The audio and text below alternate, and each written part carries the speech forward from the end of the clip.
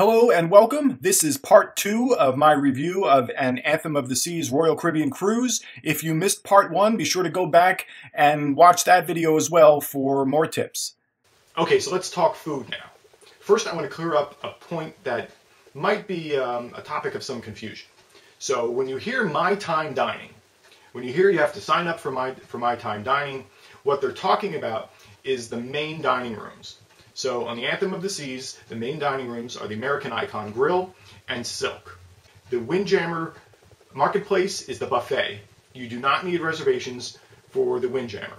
There are plenty of other restaurants on the ship as well, of course. There are paid options. There's a Japanese restaurant. There's Jamie Oliver's Italian. There's Wonderland, and some others. But when they're talking about My Time Dining, they're talking about the main dining rooms. So reservations are recommended, of course, for the main dining areas, and you should sign up for those in advance using the website after you book your cruise. However, reservations are not required. If you don't have a reservation, you get in a line for people without reservation. If you have a reservation, there's a line for people with a reservation. And it seemed like, frankly, the people without a reservation, though there were more people in that line, it seemed like that line was moving just as quickly as the reservation line. This is why I said earlier there's a little bit more flexibility in dining than I think they give you the impression of. There were a lot of food options, of course, especially at the Windjammer Buffet. The menus in the main dining room had some staples that were there on all the nights we dined there anyway, but there were some items that changed. So we were happy with the variety of food, I think, and the options for children were great as well. There was even a children's menu at the main dining room, which I was a little surprised at, but that certainly helped my kids out, and they liked trying new foods and interesting desserts and things like that at the Windjammer. We did not partake in any of the paid dining options in any of the restaurants I mentioned earlier. With two smallish kids, that's not where I wanted to spend my money, frankly. Overall, the food, I think, was quite good. Was it great? Was it Michelin star status great? Probably not. Maybe the paid options might give you that experience, but I would say that the food, certainly in the Windjammer and in the main dining room, were very good. And I was happy with the variety, and the service was great. No, absolutely no complaints about the service. The restaurants were nice.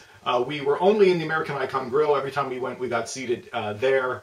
I think they made an effort to put us with the same server each night we were there. So I think that's why we ended up at the American Icon Grill side. Silk looked very nice too, though, and certainly a lot of people were dining in Silk. There are some formal attire nights for the main dining room. I believe there were 2 nights that were designated as formal attire. We did not go on formal nights because we did not want to pack formal attire. We did not want to have to dress up our children in order to go to main dining that night. So we ate at the Windjammer, or we ate at the Solarian Bistro or somewhere on the 2 formal nights. So don't be scared off by the formal nights. They are easily avoided. Although, you know, if that's part of the cruising experience that you enjoy, then I certainly respect that, and I think you should dress up and enjoy yourself. There is a modest dress code that is supposed to be respected on any given night at the main dining room, and people take liberties with that, of course, too. And I wish people would respect that a little bit more, but it was fine. So we also ate some late night snacking at Sorrento's Pizza, and that was okay. Certainly not New Jersey quality pizza that I'm used to, but it was good. The Cafe 270 I mentioned earlier, I like that. Here's a tip: get the shrimp cocktail at Cafe 270. There's this nice sauce on it. It's really good. Something else that was nice to see is that there are hand washing stations all over the ship, and in the Windjammer in particular, there's even a little side entrance to get into the Windjammer where there are sinks and washing stations set up, so you can be germ-free when you're approaching the buffet, which I think was a great idea for them to give up real estate on a ship for hand washing stations. I think shows a pretty good commitment to cleanliness on the part of Royal Caribbean. As far as alcohol purchases go, A beer was about $8 at any given time, and mixed drinks were about $13. There were occasionally some specials where you can get a mimosa for $2, or you could get 2-for-1 margaritas or something like that. But otherwise, the prices seemed pretty consistent. And you got to remember too, you were paying an 18% gratuity on all those beverage purchases. So purchase accordingly. I had heard that on some cruises they were offering, Royal Caribbean was offering drink punch cards, pay $80 or something like that, and you can get 10 drinks. I did not see any of that offered, so that wasn't part of my cruising experience. That would have been something I would have been interested in, frankly, but I didn't see that that was being offered at all. There's a bevy of bars and a cafe on board. There's bars of every description, lounges.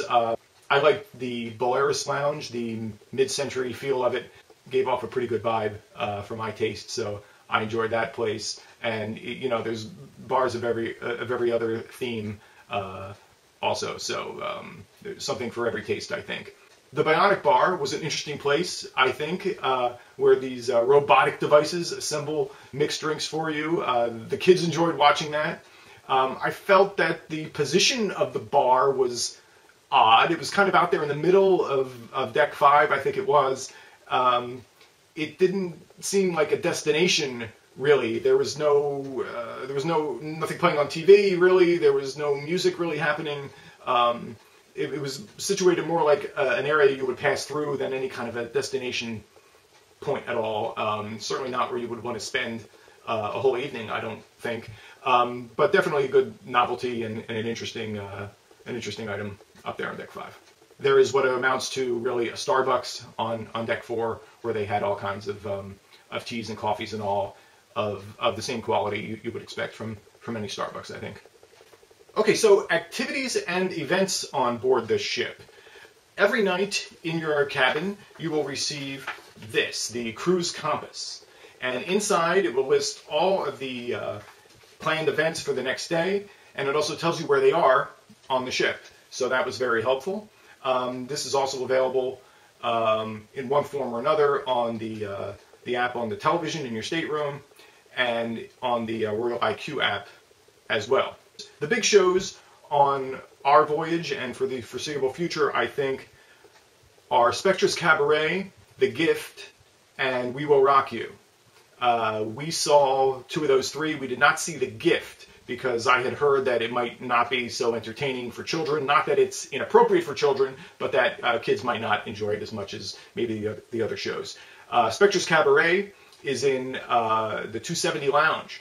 And it's really a very interesting show. Of course, it has live music and singing and dancing, but there's also this whole light show component to it, which makes it really quite unique. I had never seen anything quite like it, and I enjoyed it quite a bit. So Spectra's Cabaret definitely gets 5 stars. We Will Rock You was a great musical. If you don't know what it is, it's a large-scale musical based around the music of the rock group Queen.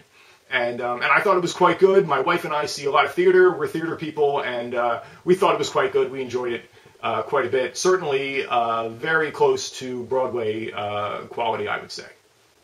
There's a whole bevy and endless choice of other events happening on the ship. And, of course, you can't do it all. Some of the things we did was we went to a couple art auctions, which were interesting. Also attended a talk on the artist Peter Max, which I thought was interesting. That was good. There were some shopping events and specials happening on the Royal Esplanade. Some of these were better than others. There was this watch event where watches were up to 75% off. Still rather pricey, though. There was this 2 for $20 t-shirt sale, which attracted a line pretty much the length of the entire ship at one point, so I couldn't really get close enough to that to purchase anything, although I would have if I could have gotten up there. There was another sale where there were all these $10 items, but that didn't seem quite as good. They seemed more like $2 items to me, so I was less impressed with that. But there were other sales and things happening at any given time. 2 of the big activity draws on the Anthem of the Seas are the iFly Ripcord parachute simulator, which was really great. My family and I did that. They do let children as young as 3 have this experience. So there were some in our party going on there. There were some kids younger than my son. So there were some little guys in there, and everybody had a great time. Don't expect to be doing aerial acrobatics and flips and things right out of the gate. You're lucky if you can maintain any kind of sort of balance at all. Although I have to say, we seem to do pretty well.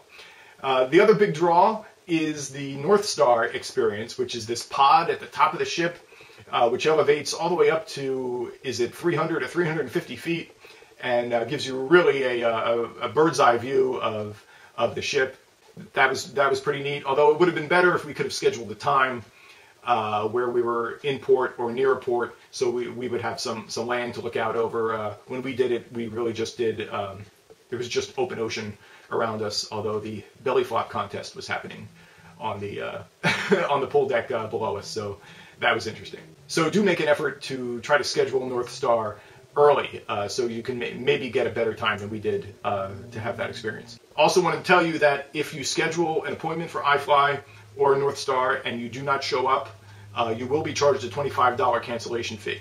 So if you make that appointment, you want to keep it, or you want to change it if you know that you can't make that the original time you signed up for. Again, if you're looking for places to spend your time, there's no shortage of bars and other areas to explore in the ship. There's live music at nights. There were occasionally comedy shows and that sort of thing. So you'll want to take advantage of whatever might appeal to you. The Seaplex is another often talked about aspect of the Anthem of the Seas. This is a large indoor play area where there were sports happening all the time, volleyball, basketball. There are bumper cars. We did the bumper cars. We had to stand in line, really not that long, just 20 minutes or so before we could get on the bumper cars. Some people, though, I think, spend a lot more time in line. So you want to line up early for anything where you expect there to be people coming together and queuing up. You're going to want to get into that line early. There is a ship's arcade right next to the Seaplex. This is pretty much a complete waste of time. There's only like 10 or 12 machines in there, and none of them were very interesting or compelling. Don't waste your time in the arcade, and certainly don't prepay for credits for the arcade like we did. Don't bother. Another thing that was underwhelming was the library, which is attached to the 270 lounge. If you're looking for a book, you better bring your own. There's only a few books here for lending. There were some board games. We were able to get out Scrabble and play that poolside, so that was kind of cool for the kids. There are also computers in the library, so if you do need to check your email on a large scale and you have a data plan, then that's where you want to go. The casino on the ship is located on deck 3. The casino was pretty large, certainly a lot of slot machines and a good amount of table games as well. The table games, I think, opened at noon every day, but the slots seemed to be opened just around the clock pretty much. There were some other activities that we attended. We went to the Family Feud game show, which happened in the music hall one evening.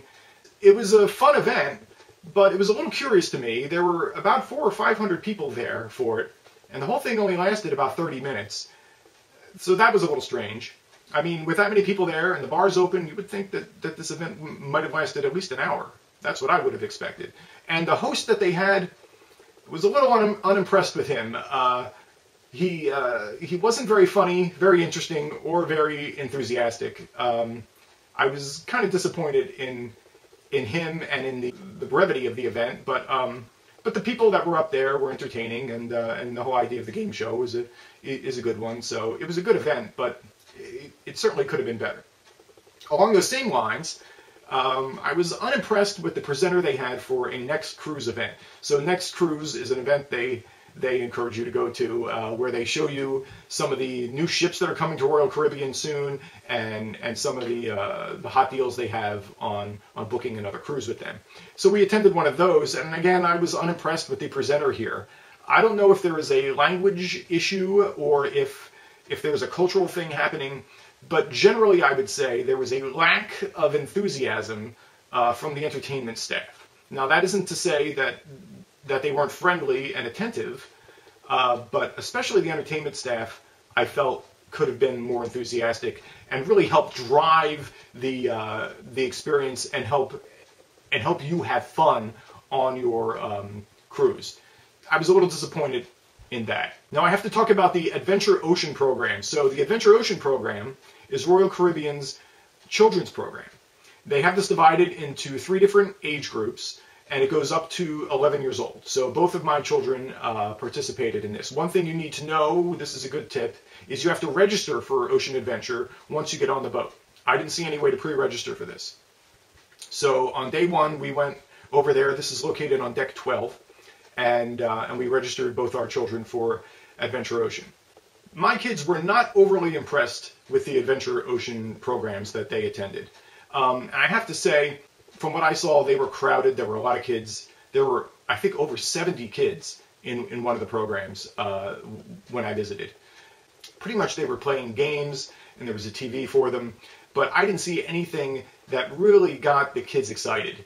I think they both felt that they were a little disappointed in the children's programs. There were some scavenger hunts that families could participate in, but I didn't see really much in the way of getting the kids out and getting them up on deck and playing games outside and that sort of thing. They were kind of cooped up in these rooms for hours on end, and that didn't seem like the best way to spend time for the children. So my kids really only participated about 2 hours each for the whole week. The whole 7 days, they were only in there a couple hours. It's definitely not something I would want to leave my child in all day. That was a point of disappointment for me. I was expecting the children's programs to be a little more robust. That being said, the rooms were clean. The staff was friendly and accommodating.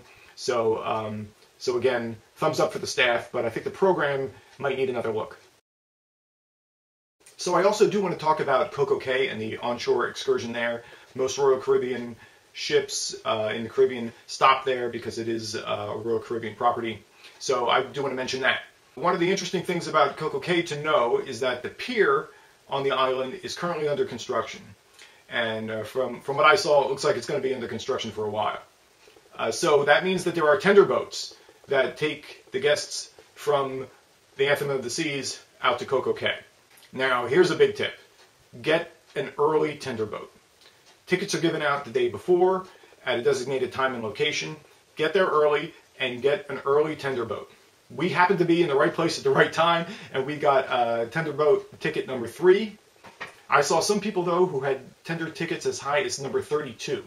And that's just the highest one that I saw. I don't know how high they went, but they at least went to 32. Now, this is important because when you're disembarking from the boat, they go in order, of course, of your ticket number. Tender ticket number 3 that we had, we could have left as early as 9:30. But if you've got number 32 or you've got number 25, you're not leaving that boat until at least noon. So you can't get over to Coco Cay until later in the day. And that really cuts short your time at Coco Cay.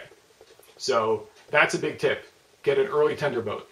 Coco Cay Island itself is quite nice. It's got a little bit of a touristy feel to it, as most places in the Caribbean do. It's a fairly small island, but it has a lot of nice beaches, and it looks like they did some beach engineering to make some areas for water sports, some areas for swimming. Certainly plenty of areas for sunbathing. I mean, there are beach chairs just about everywhere. That's another reason to get an early tender ticket. If you get to the island too late, there might not be a beach chair for you. There are also rental stations for umbrellas and floating beach mats. We did rent an umbrella that was $25 for the day. At Coco Cay, Royal Caribbean provided a nice lunch for everyone. There were a couple bars available, so you could certainly get your alcohol purchased. You can purchase alcohol in Coco Cay with your CPass card or your WOW band. Souvenirs and shopping on the island, hair braiding, that sort of thing, those were mostly cash transactions, I believe. So Coco Cay was nice, certainly a nice tropical feel. I think the kids really enjoyed that. Swimming was great. The beaches were nice and clean. My biggest tip is get there early. So summing all this up, our family vacation on the Anthem of the Seas with Royal Caribbean. Generally, everything was well organized. Everything was clean. The food was very good. Not great, but very good. There were a lot of activities, and things to do. I rarely felt like the boat was overcrowded, although I have to say my wife felt otherwise. She felt like there was probably too many people around most of the time. I did find that the staff was very friendly and knowledgeable, although the entertainment staff, I think, could use a little bit more caffeine, perhaps. I think they could use a little bit more enthusiasm and maybe just generally be more positive and funnier. I think they could have been funnier, and they could have had more fun, and they could have helped drive the fun for the guests a little bit better. The pools were great. They weren't overcrowded. The shore excursions were quite nice. I didn't really get into the other ones that we did because they weren't Royal Caribbean properties, but Coco Cay was nice. Just get there early. I think my biggest disappointment on the cruise was that the kids' activities, what they call Adventure Ocean, was a little bit lacking. For kids up to 11 years old, there were, I think, plenty of teen programs and teen events. If you're 12 to 17, I think there were stuff that you could do, especially at night. There were different things planned for children of that age. But for my little ones, I think Adventure Ocean was a little bit lacking, and it might be something that Royal Caribbean would want to improve on in the future. So, would I take a Royal Caribbean cruise again? Yes, I would, absolutely. I think it was a great experience overall. Would I go on the Anthem of the Seas again? Yes, I would, but at the same time, I want to say that there's a lot of cruise ships out there, and I would like to explore what some of the other cruise ships have to offer. So I'm going to give my Royal Caribbean family vacation cruise on the Anthem of the Seas 4 out of 5 stars. I think overall, it was really a very good vacation and a very good cruising experience. So if you have already booked your Anthem of the Seas cruise, I hope you have a great time, and I hope that this video maybe gave you some tips and information that help you enjoy your cruise a little bit more. Thanks very much for joining me. Have a great day.